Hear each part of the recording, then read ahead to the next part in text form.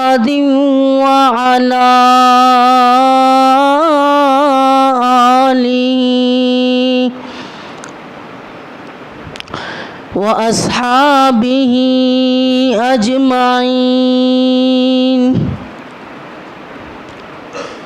اللهم صل على محمد وعلى آل محمد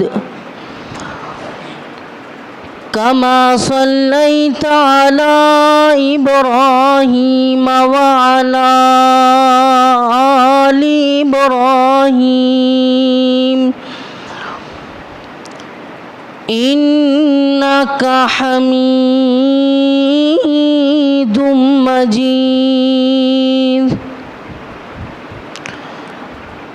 اللهم بارك على محمد وعلى آل محمد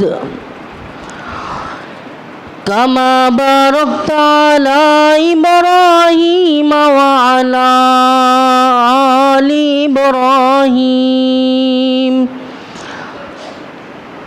إنك حميد مجيد. أعوذ بالله السميع العليم من الشيطان الرجيم. بسم الله الرحمن الرحيم. وإنك لعلى خلق عظيم. ہر قسم کی تعریف اللہ مالک و علام ذوالجلال والاکرام کی ذات گرامی کے لیے. درود و سلام ہو نبی مکرم جناب محمد الرسول اللہ صلی اللہ علیہ وسلم کی ذات گرامی پر. اللہ وحدہ لا شریک کا ہم مسلمانوں پر بہت بڑا انعام اور فضل ہے کہ اس مالک کائنات نے ہمیں ماہ رمضان جیسی نعمت عطا کی اور ہمیں جناب محمد الرسول اللہ صلی اللہ علیہ وسلم کا امتی بنا کر بھیجا. عرب کا یتیم اور یتیموں کے سر پہ دست شفقت رکھنے والا، جس کے تعلق رکھنے والے اس کی مخالفت کرنے والے، جس کے رشتہ دار اس کے دشمن، اگر میں اس کو قرآن کی زبان سے دیکھتا ہوں تو قرآن بھی اس بات کی گواہی دیتا ہے وَمَا أَرْسَلْنَاكَ إِلَّا رَحْمَةً لِلْعَالَمِينَ. اور اگر نبی علیہ السلام کو آپ کے محبان سے کائنات کے امام کے بارے میں سوال کیا جائے تو حضرت حسان بن ثابت رضی اللہ تعالیٰ عنہ نے کیا خوب جواب دیا تھا، خلقت مبرأ من کل عیب. اور اگر اس نبی رحمت صلی اللہ علیہ وسلم کے بارے میں کافروں کے سردار ابو جہل سے سوال کرتا ہوں، جو رات اور دن نبی علیہ السلام کو تکلیفیں دینے والا، کائنات کے امام صلی اللہ علیہ وسلم کی رات اور دن مخالفت کرنے والا، خواہ و طائف کا میدان ہو، نبی علیہ السلام پر پتھروں کی بارش بھگوانے والا ابو جہل بھی اس بات کی گواہی دیتا ہے کہ مجھے کعبہ کے رب کی قسم ہے میں نے کائنات کے امام صلی اللہ علیہ وسلم جیسا کوئی نہ دیکھا۔ اگر کوئی ساری رات کا قیام کرے اور اس کے پیروں پر ورم آ جائے، لیکن کائنات کے رب نے اس کو کچھ نہ کہا، لیکن جب کائنات کے امام صلی اللہ علیہ وسلم رات کا قیام کیا، پیروں پر ورم آ گیا، مالک کائنات نے قرآن نازل فرما دیا، یا ایھا المزمل قم اللیل الا قلیلا نصفہ او انقص منہ قلیلا او زد علیہ ورتل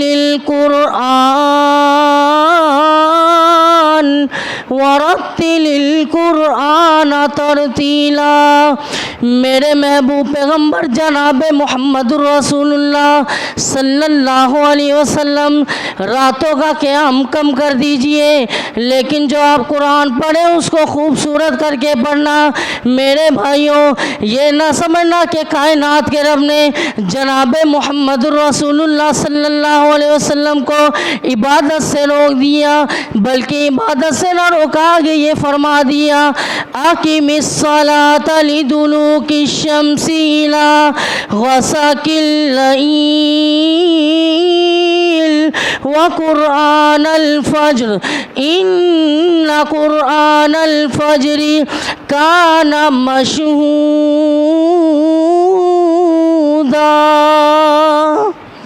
سبحان اللہ کہیے۔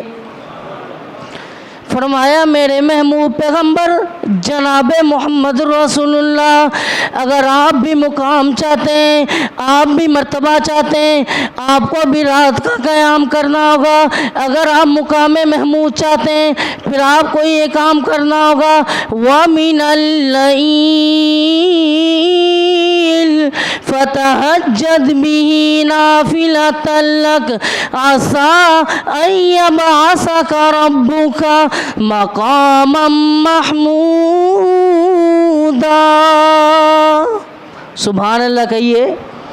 کائنات کے رب نے نبی علیہ الصلاۃ والسلام کو یہ فرمایا کہ اگر آپ بھی مقام اور مرتبہ چاہتے ہیں، مقام محمود چاہتے ہیں، تو آپ کو بھی اللہ کم الحاکمین کے سامنے جھکنا ہوگا۔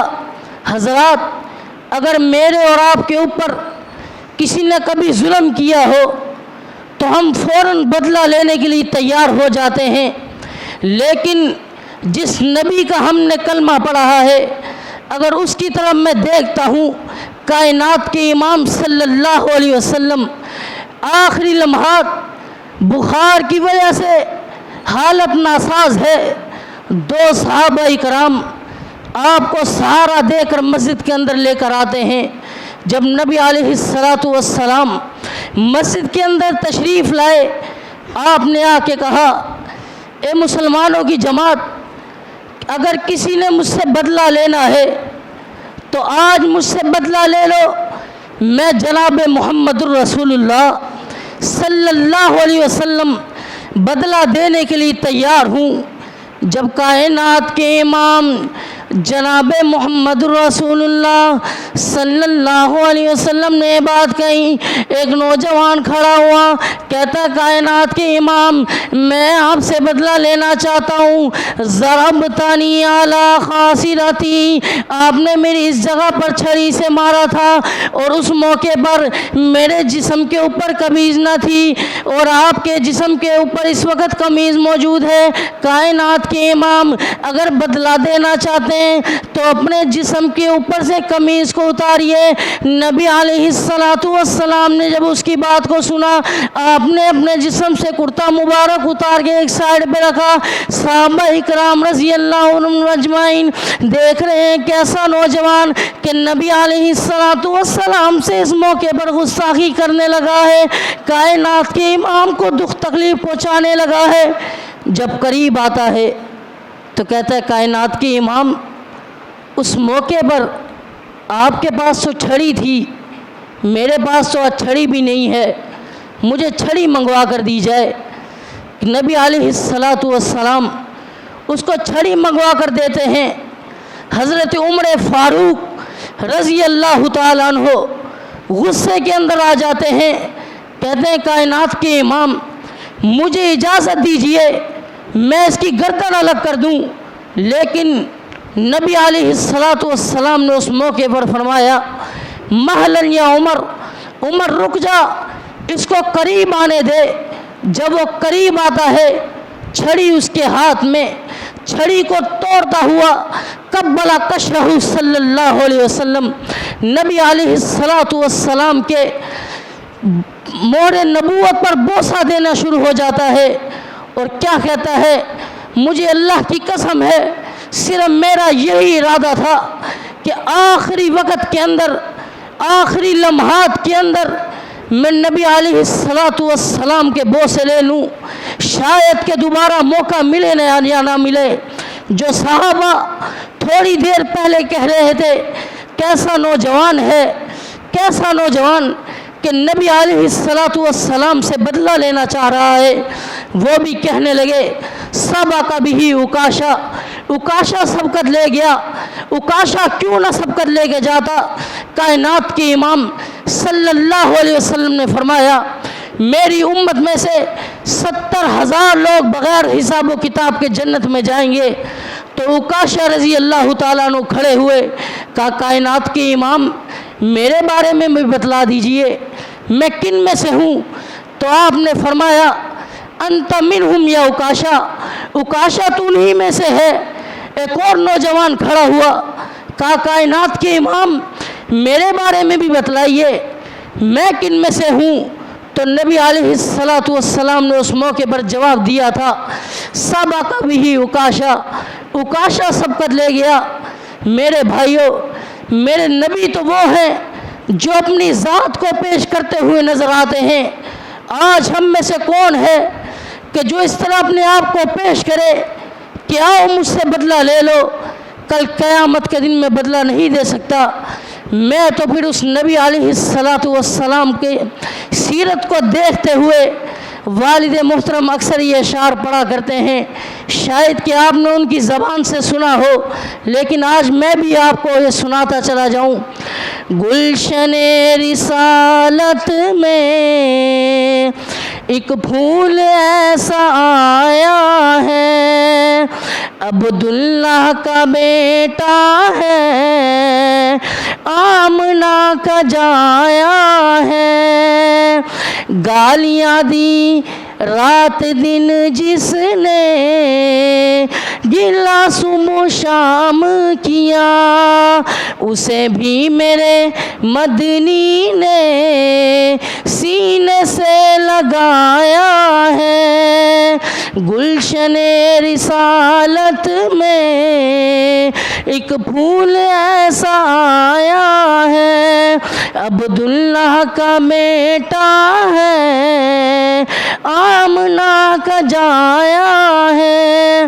سب انبیاء نرالے ہیں، بڑے نصیب والے ہیں، پر مدنی کو میرے اللہ نے فلکوں پہ بلایا ہے۔ آپ میں سے سندھی احباب بھی موجود ہوں گے، ترجمہ کرنا ضروری۔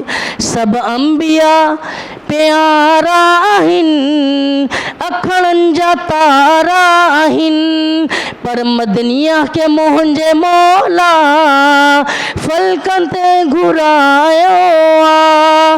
گلشن رسالت میں ایک پھول ایسا آیا ہے، عبداللہ کا بیٹا ہے، آمنہ کا جایا ہے۔ تورات ملی موسیٰ کو، انجیل ملی عیسیٰ کو، پر مدنی کو میرے اللہ نے قرآن عطایا ہے۔ تورات ملی موسیٰ کھے انجیل ملی عیسیٰ کھے پر مدنیہ کے مہنجے مولا قرآن عطایا گلشن رسالت میں ایک پھول ایسا آیا ہے عبداللہ کا بیٹا ہے آمنہ کا جایا ہے۔ اگر میں اس نبی مکرم صلی اللہ علیہ وسلم کی طرف دیکھتا ہوں تو کائنات کے امام صلی اللہ علیہ وسلم کے بارے میں اللہ کم الحاکمین کا قرآن بھی یہ گواہی دیتا ہے، قُلْ إِن كُنتُمْ تُحِبُّونَ اللَّهَ فَاتَّبِعُونِي يُحْبِبْكُمُ اللَّهُ وَيَغْفِرْ لَكُمْ ذُنُوبَكُمْ وَاللَّهُ غَفُورٌ رَحِيمٌ۔ کہہ دیجئے میرے محبوب پیغمبر جناب محمد الرسول اللہ، اگر تم اللہ تعالیٰ سے محبت کرتے ہو تو اس کے نبی سے بھی محبت کرو، اللہ تمہارے گناہوں کو معاف فرما دے گا۔ اللہ تعالیٰ بڑا غفور رحیم ہے، بخشنے والا مہربان ہے۔ ایک دفعہ کائنات کے امام جناب محمد الرسول اللہ صلی اللہ علیہ وسلم مسجد کے اندر تشریف فرما ہے۔ ایک نوجوان آیا، کہتا ہے کائنات کے امام میں آپ کے ہاتھ پر بیعت کرنا چاہتا ہوں۔ تو کائنات کے امام نے کہا بیعت کرو۔ جب بیعت کرنے کے لیے ہاتھ کو آگے بڑھاتا ہے تو اپنے ہاتھ کو پیچھے کر لیتا ہے۔ کہتا ہے کائنات کے امام جناب محمد الرسول اللہ صلی اللہ علیہ وسلم میرا اتنا بڑا جرم ہے، مجھے نہیں لگتا کہ اللہ میرے اس جرم کو معاف فرما دے گا۔ تو نبی علیہ السلام نے کہا اسلام قبول کر، اللہ پہلے گناہوں کو معاف فرما دے گا، پھر اب بیعت کے لیے ہاتھ آگے بڑھاتا ہے۔ کہتا ہے کائنات کے امام جناب محمد رسول اللہ صلی اللہ علیہ وسلم کہتا ہے میں سفر کے لیے گھر سے روانہ ہو رہا تھا، میں نے اپنی بیوی کو کہا اگر اللہ تجھے بیٹا دے تو اس کی پرورش کرنا، اس کو لکھانا پڑھانا، اگر اللہ تجھے بیٹی دے تو اس کو زندہ دفن کر دینا، ختم کر دینا اسے۔ کہتا ہے کائنات کے امام میں سفر کے اوپر چلا گیا، جب میں کئی عرصے کے بعد اپنے گھر کے اندر آیا میں کیا دیکھتا ہوں، ایک ننھی منی سی کلی میرے گھر کے اندر کھیلتی ہوئی نظر آتی ہے۔ میں اپنی گھر والی سے سوال کرتا ہوں یہ بچی کون ہے، اس کے بارے میں مجھے بتلاؤ، تو وہ مجھ سے کہتی ہے یہ پڑوسن کی بچی ہے۔ کائنات کے امام مجھ سے اس بات کو چھپاتی ہے کہ یہ تیری بچی ہے۔ کہتا ہے کائنات کے امام جناب محمد رسول اللہ صلی اللہ علیہ وسلم تھوڑے عرصے کے بعد مجھے اس بچی سے محبت ہو گئی، میرے ساتھ بیٹھ کے کھانا کھاتی، میرے ساتھ آگے پیچھے جاتی۔ میری گھر والی نے مجھے کہا یہ بچی تیری ہی ہے، کسی پڑوسن کی نہیں۔ کہتا کائنات کے امام میں نے کہا کوئی بات نہیں۔ عرصہ گزرتا چلا گیا، جب مکہ والوں کو پتہ چلا کہ یہ بچی کا والد ہے، مکہ والوں نے میرے سے بائیکاٹ کر لیا، مجھ سے لینا دینا ختم کر لیا۔ بڑا پریشان اپنے گھر کے اندر آیا اور آ کر اپنی بیوی کو کہتا ہوں کل صبح اس کو تیار کر دینا، میں نے اپنے ساتھ لے کر جانا ہے۔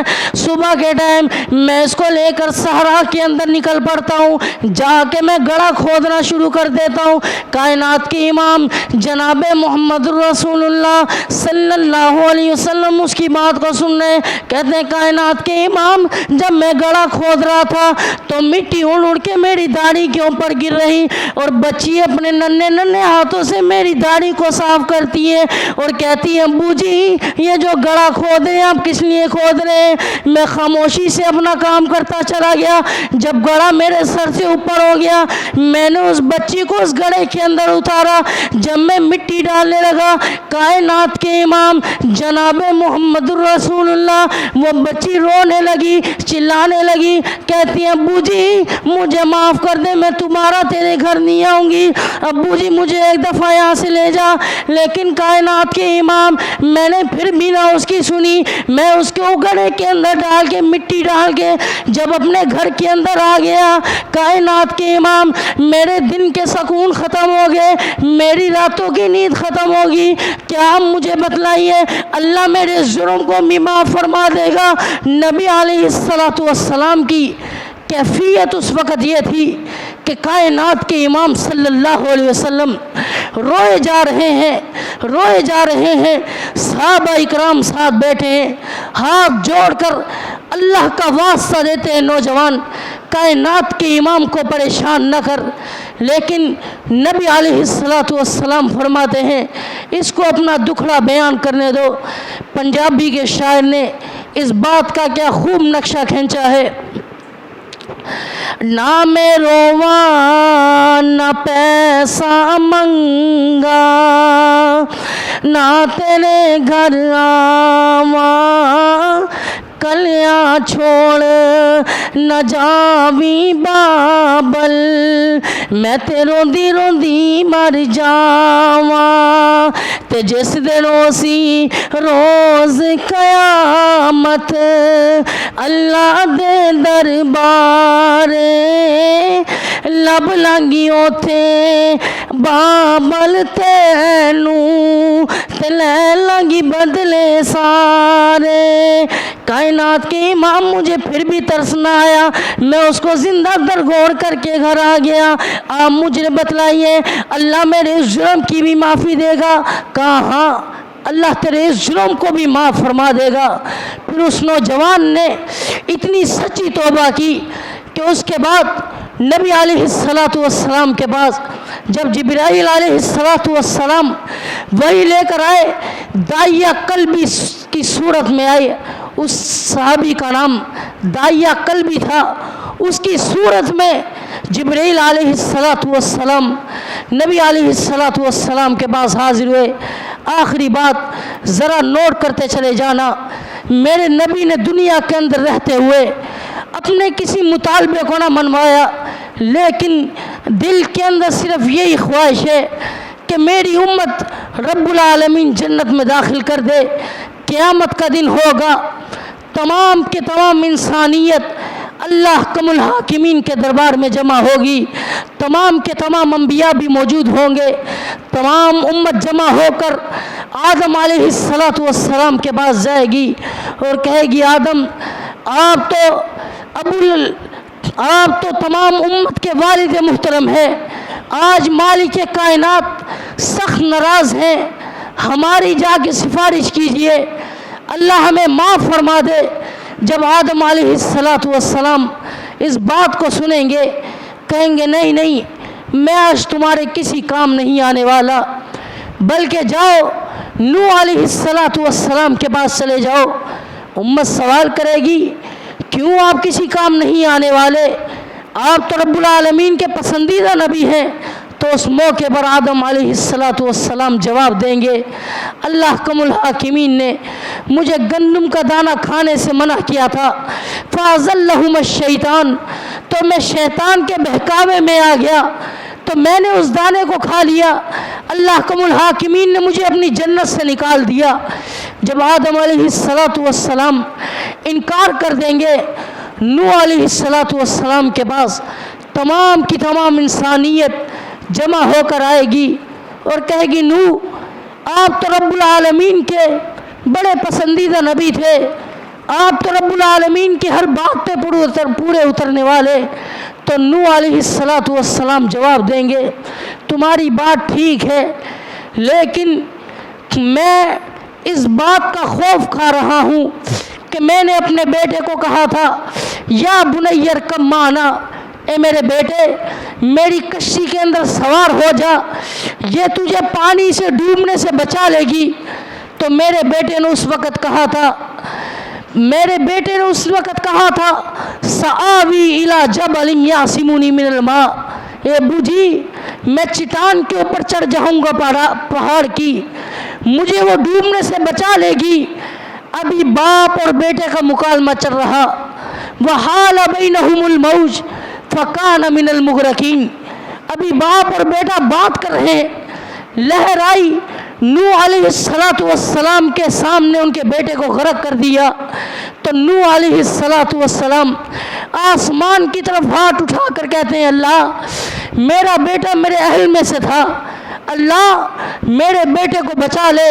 تو مالک کائنات نے اس موقع پر جواب دیا تھا، اے نوح اگر تیرا بیٹا تیرے اہل میں سے ہوتا تو تیری بات کو مان لیتا، تیری کشتی کے اندر سوار ہو جاتا، میں اس لیے خوف کھا رہا ہوں، میں نے اس موقع پر اپنے نافرمان بیٹے کی بخشش مانگی تھی، کہیں رب العالمین مجھ سے اس بات کا سوال نہ کر لے۔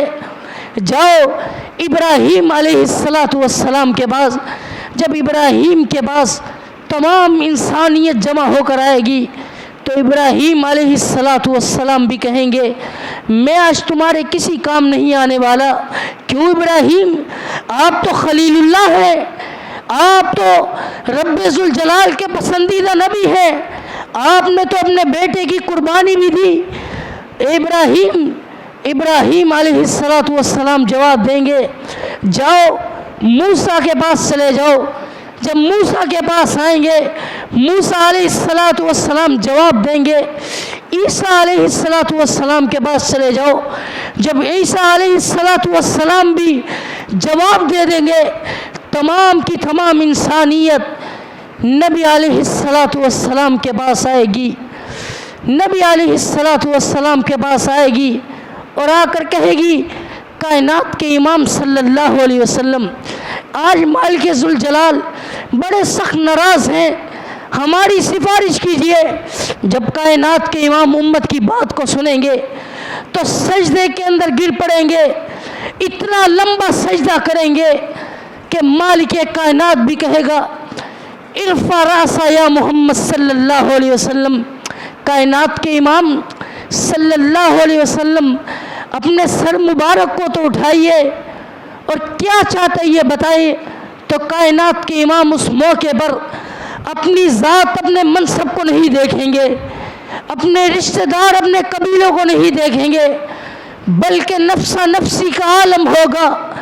اس موقع پر کائنات کے امام جواب دیں گے ربی امتی ربی امتی، اے اللہ میری امت کے گناہوں کو معاف فرما، اللہ میری امت کو جنت میں داخل فرما۔ کائنات کے امام صلی اللہ علیہ وسلم کی دعا سے اللہ کم الحاکمین سب کو جنت میں داخل فرمائیں گے، لیکن ایک کے بعد ایک جماعت کو داخل فرمائیں گے۔ اسی کے بارے میں قیامت کے منظر کے بارے میں نبی علیہ السلام جو اپنی فرمائش رب العالمین کے سامنے رکھیں گے، رب نے کرم دی چھا کرنی ہے سونے نے جدو ہاں کرنی ہے، رب نے کرم دی چھا کرنی ہے سونے نے جدو ہاں کرنی ہے، سجدے وچ سر چکلا سونا سجدے وچ سر چکلا مٹرا اسا تینوں کوئی نہ کرنی ہے، رب نے کرم دی چھا کرنی ہے۔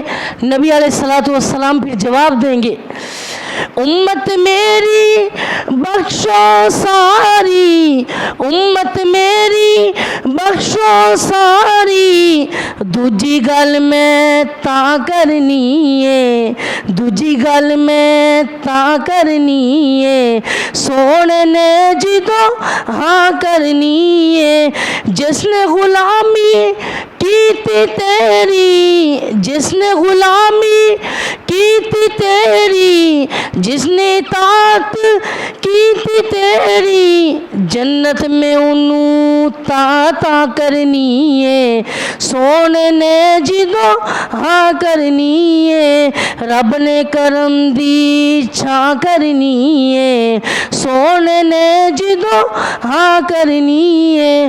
اللہ مجھے اور آپ کو جو کچھ سنایا اس پر عمل کرنے کی توفیق عطا فرمائے، اور تمام ساتھی دعا کریں